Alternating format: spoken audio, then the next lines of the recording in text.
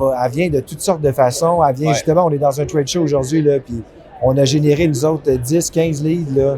Ben, le LLM ne nous aurait pas généré ça aujourd'hui. Là.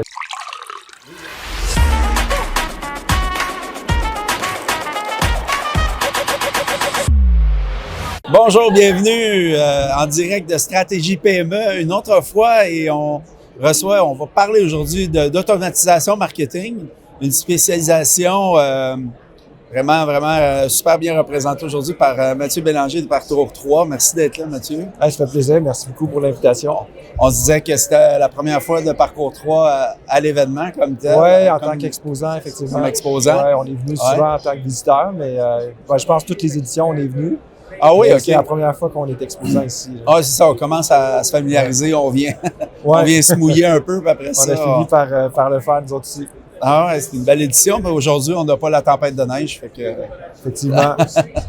Écoute, merci d'être là. Tu sais, on est dans des... Là, je me sens... Il y a des fois où je suis plus loin de l'expertise de mes invités. Oui. Mais on ne fait pas du tout ce que vous faites chez nous.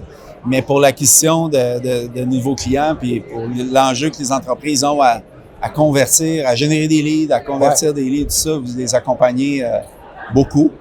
Peut-être nous parler un peu de l'étendue des services avant qu'on plonge dedans. Dans les faits, nous autres, on est avant tout un partenaire HubSpot, qui est un logiciel CRM, mais qui a une grande... beaucoup de technicalités de marketing automatisé. HubSpot, c'est né, en fait, d'un logiciel plus pour gérer le marketing. C'est devenu un CRM avec le temps. Donc, c'est un outil c'est comme la Cadillac du marketing automatisé. C'est notre préféré. C'est le plus intuitif. Il coûte plus cher que certains autres, mais il est pas mal plus avancé, avec en plus l'intelligence artificielle, tout ça qui est super intégré. C'est vraiment toute une plateforme. Là. Donc, on vient aider les entreprises à le mettre en place, mais on vient aussi réfléchir à des stratégies et des tactiques. Il n'y a pas juste l'outil, là, il y a penser correctement à mettre en place une stratégie de contenu, puis après ça, une stratégie d'automatisation. Donc, qui est connectée correctement avec marketing et vente, qui est un des gros avantages d'HubSpot, c'est d'avoir les deux dans la même plateforme. Gérer les ventes et le marketing. De bien tracer le parcours utilisateur, le parcours client aussi, une fois qu'il est dans l'environnement et tout. On connaît un peu les capacités, fait que... Parle-moi peut-être d'une implantation, ça peut représenter quoi? Parce que tu l'as dit, par exemple, HubSpot, tu as la solution, la première solution pro, qui je pense que c'est $50 par mois, ou je ne sais pas. Puis après ça, on jump, là, il y a un méga saut. Là. C'est là souvent que les entreprises font « J'aimerais ça poursuivre avec eux, mais est-ce que c'est une malconception, je sais pas, une mauvaise... parce qu'il faut savoir qu'avant, la version Starter, qui est 50 $ par mois, elle n'existait pas. Là. Donc, tu ne pouvais pas avoir cette version-là. Donc, il y avait juste la version à 800 $ US par mois. Ou la gratuite. Là, même moins sans doute qu'il y avait déjà la gratuite. Mais ils ont mis en place le Starter il y a comme 4-5 ans. Qu'avant, ça n'existait juste pas. Donc, c'est sûr que normalement, le Starter...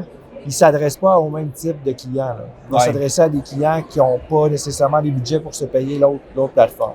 C'est sûr qu'aussitôt que tu as besoin d'automatiser des trucs au marketing, tu as besoin de à moins que ce soit des automatisations simples comme après la complétion d'un formulaire, tu peux automatiser un courriel. Mais juste de pouvoir automatiser, mettons que tu vas envoyer un email à des gens à leur fête ou selon un truc, là, il faut que tu aies la version pro pour faire ça.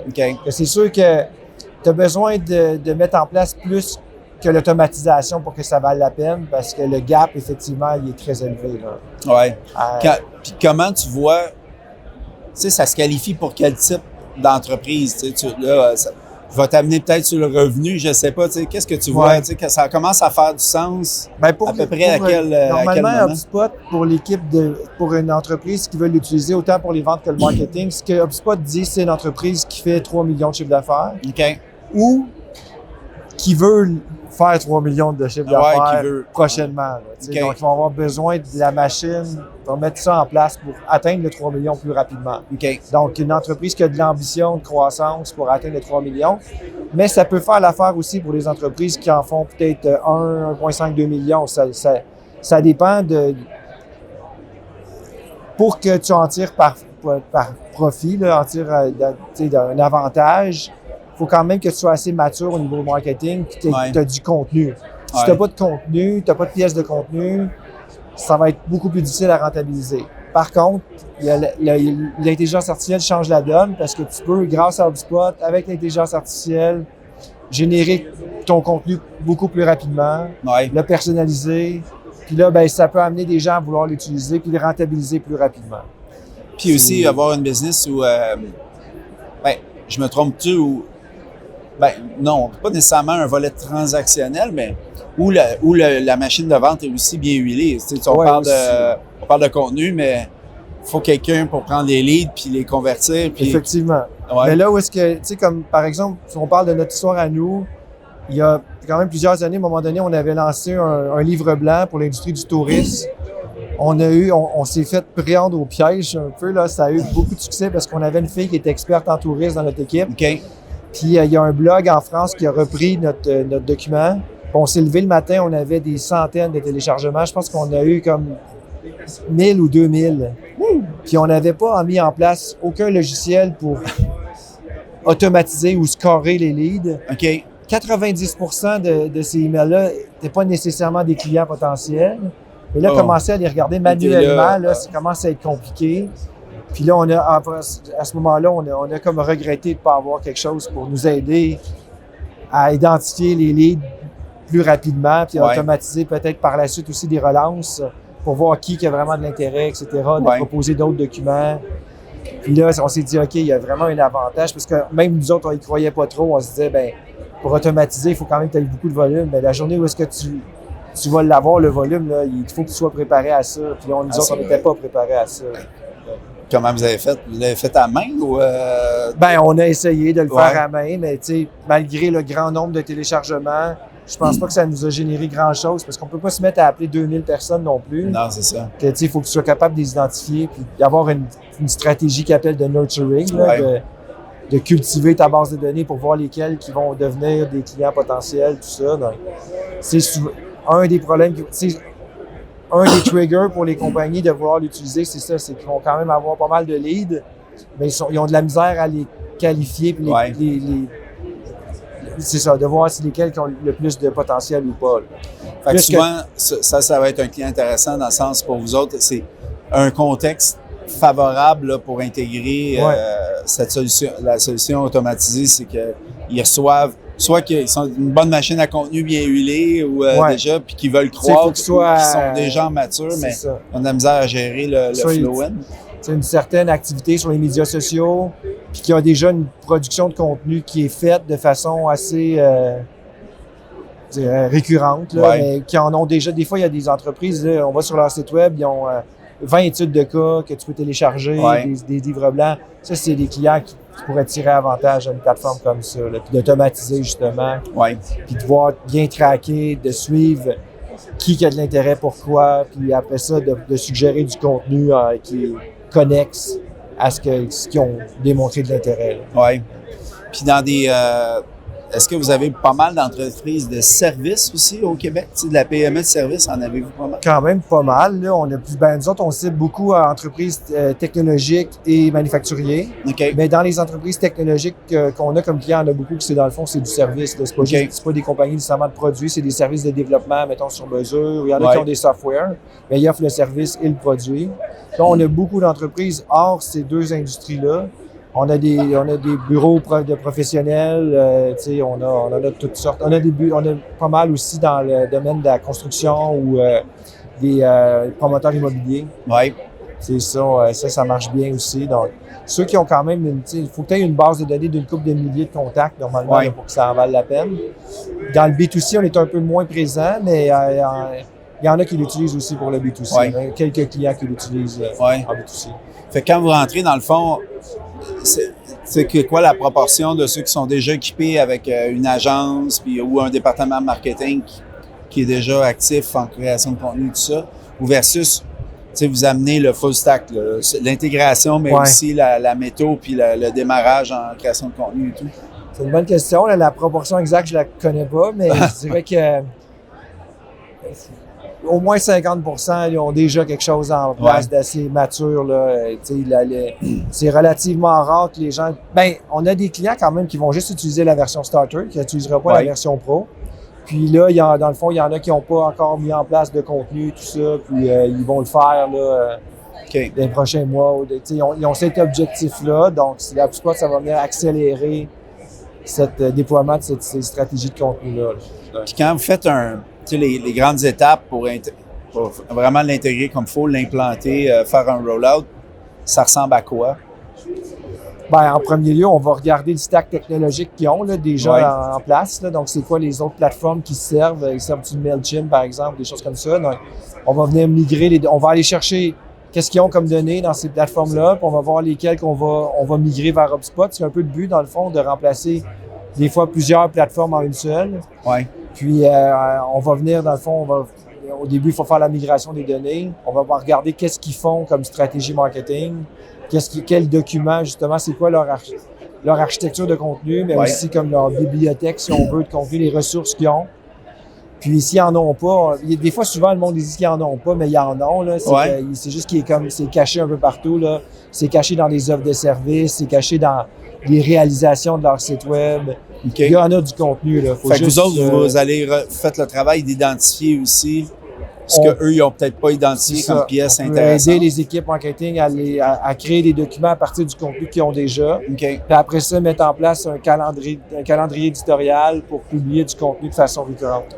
Parce que c'est la constance qui va finir par fonctionner. Là. Puis, travailler aussi sur, des appâts ou des contenus qui sont téléchargeables. Ensuite de ça, vous les conseillez les lignes magnétiques, au niveau de la conversion sur leur site. C'est sûr que en même temps, on suggère beaucoup aux gens de pas bloquer l'accès au contenu parce que de plus en plus, ce contenu-là, avant, on disait qu'il était indexé sur Google.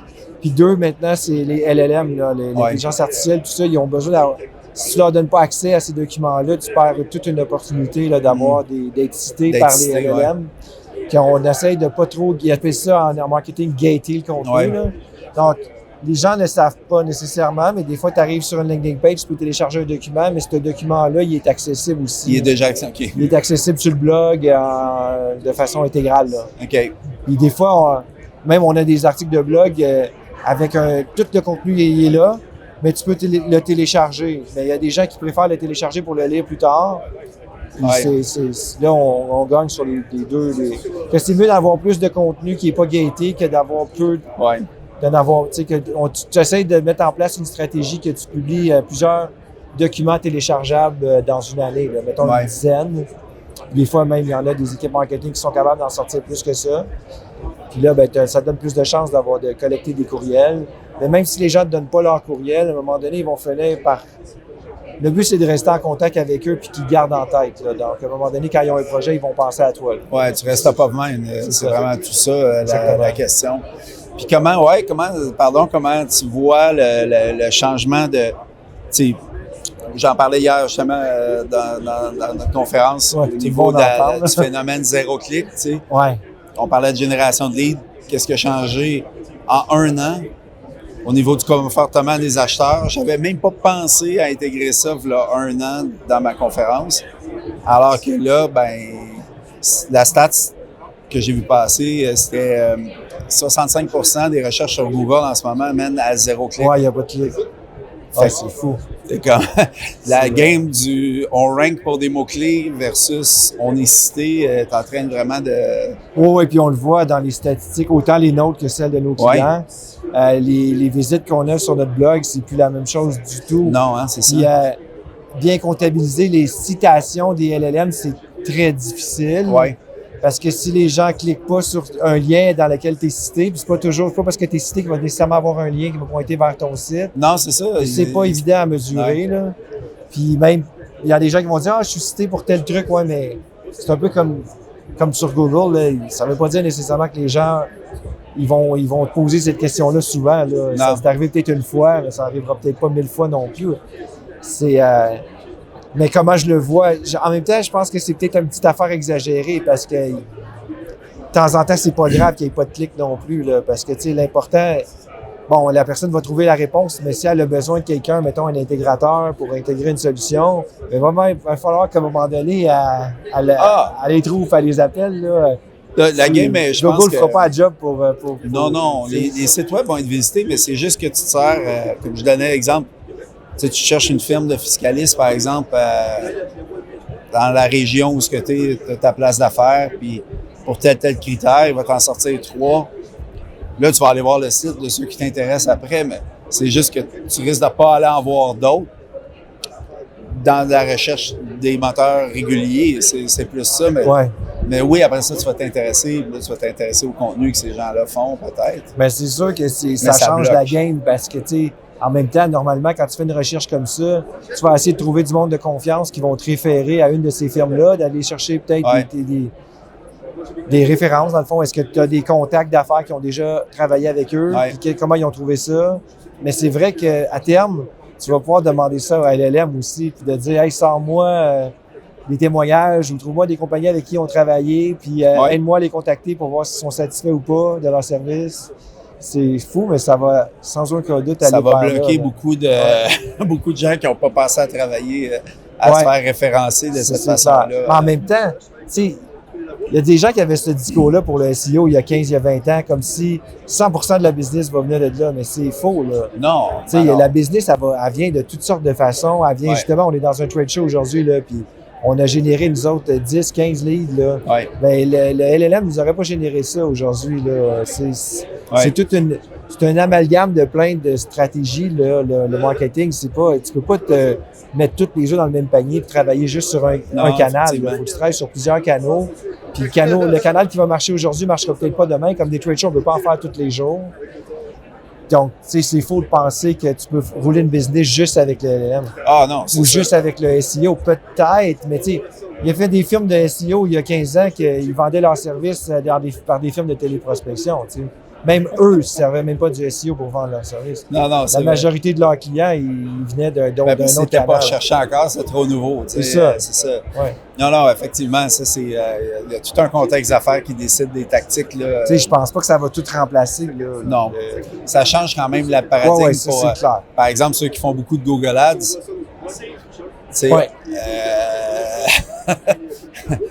J'ai hâte de voir comment Google va monétiser va changer les revenus. Là, puis il est fort à parier aussi que dans les GPT et tout ça, il commence à avoir de la pub. Là. Tu sais que même si tu investis beaucoup pour être cité, à un moment donné, il y a des gens qui vont payer pour être cités. Ouais. Ça va changer l'expérience utilisateur. Oui, mais tu sais, Google, au début, ils disaient qu'elle n'allait pas en faire de pub. Puis ils ont fini par en faire. Là. Puis on disait sûrement la même chose, hein, ça va changer l'expérience. Ben sûrement, oui. Mais ils vont trouver une façon de le faire, ça, c'est sûrement, c'est pas mal sûr. Tantôt, tu as mentionné l'IA dans HubSpot comme tel. J'aimerais ça t'entendre sur les fonctionnalités. Qu'est-ce que ça amène beaucoup de plus en ce moment?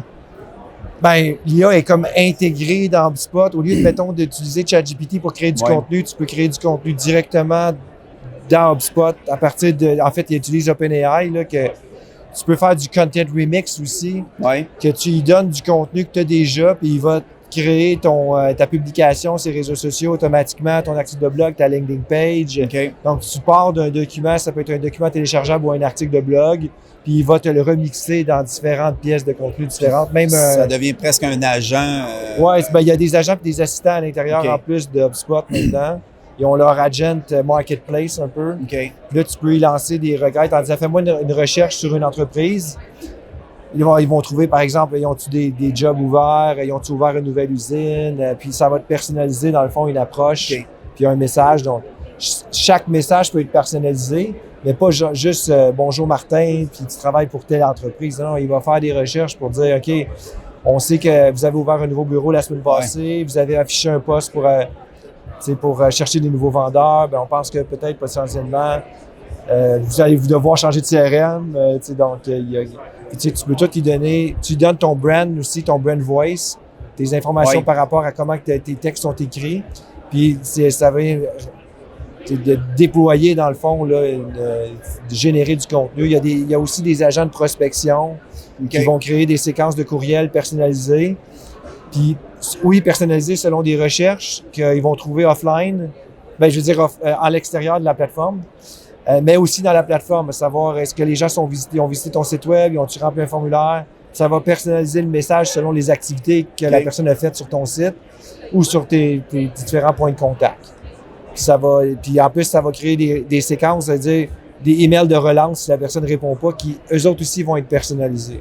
Puis ça, tu peux l'automatiser à 100%, ce qu'on ne conseille pas aux gens, ou de le semi-automatiser, que là, les emails sont prêts, mais il faut que tu les revises avant de l'envoyer. Comme ça, si demain, je t'envoie un courriel automatisé, je pourrais le réviser un peu puis parler de notre podcast avant, là, parce que sinon, ça ferait bizarre un peu. Oui, effectivement. C'est ça. S'il arrive des choses que l'IA ne peut pas tracker dans le monde réel. Nécessairement à quel point on se connaît ou pas. Puis on ne veut pas avoir l'air fou. Mais nous autres, il y a des automatisations qui sont full automatisées, puis il y en a d'autres qui sont semi-automatisées. Ouais, dans Nurturing, j'imagine, tu peux quand même te permettre. Dans certains domaines, ça va, là, mais dans certains types de courriels, certains prospects, mais mettons des clients, il faut que tu fasses attention aussi à ce que tu leur envoies. Là, c'est plate de commencer à prospecter des clients qui en pensaient qu'ils ne sont pas encore clients, puis ils vont trouver ça un peu ordinaire. Là. Ça crée des drôles de réactions des fois. Effectivement. Des fois, c'est moindre mal, là, mais... Ça prend combien de temps faire une intégration, justement, from scratch? Là? C'est quelqu'un qui n'aura pas... pas de CRM, ça doit rarement arriver. Ça arrive. Ah oui, hein? Okay. C'est quand même surprenant, mais ça arrive. Moi, ce que je vois souvent, c'est des CRM morts, là, mais au moins, il y en a un. Non, il y en a qui n'en ont pas. Il y en a qui en ont carrément... ils n'en ont pas. Des fois, ils fonctionnent encore par fichier Excel. Là. Il y a des entreprises aussi qui ont juste un vendeur. Donc, lui, il fait tout dans Outlook ou Gmail. Là, puis tout est là. Donc, les contacts, tout ça sont là-dedans. Mais pour répondre à ta question, des implémentations, je dirais, moyennes, là, ça prend 6 à 10 semaines. Là, ça dépend de l'ampleur. C'est sûr que tu peux avoir des quick wins super rapides. Là. En un mois, tu peux déjà tu peux déployer la plateforme et déjà t'en servir. Mais avant de vraiment qu'elle soit assez complète, là, ça peut prendre entre 1 et 3 mois. Là, ça dépend des projets. Ça dépend de l'ampleur de ce que tu as déjà. Mais si tu l'implantes et tu n'avais pas déjà de logiciel, ça peut prendre à peine 6 à 8 semaines. Ça peut être assez rapide. Ça te prend un proto-marketing de l'autre côté, j'imagine. Quelqu'un qui a une connaissance minimale marketing. Oui, il y a des fois dans des organisations, c'est les gens des ventes qui s'occupent du marketing. Ils ont comme personne au marketing. Il y a quelqu'un qui s'occupe des ventes et du marketing. Mais c'est là où est-ce qu'une plateforme comme ça va venir aider énormément ces gens-là parce qu'ils n'ont pas le temps d'en faire. Là. Donc, la plateforme va venir les aider à faire plus, ça. C'est sûr. Des fois, ils pensent à embaucher quelqu'un aussi, que c'est parfait parce qu'ils vont leur donner accès à une machine là, vraiment super optimale pour faire ça. Un méga merci d'être venu. C'est vraiment le fun. Je pense qu'on adore HubSpot en plus. Fait que, génial. Maintenant, on a un partenaire à qui référer en plus. Merci beaucoup, Mathieu. Ça fait plaisir. Merci à toi. Merci. Bye.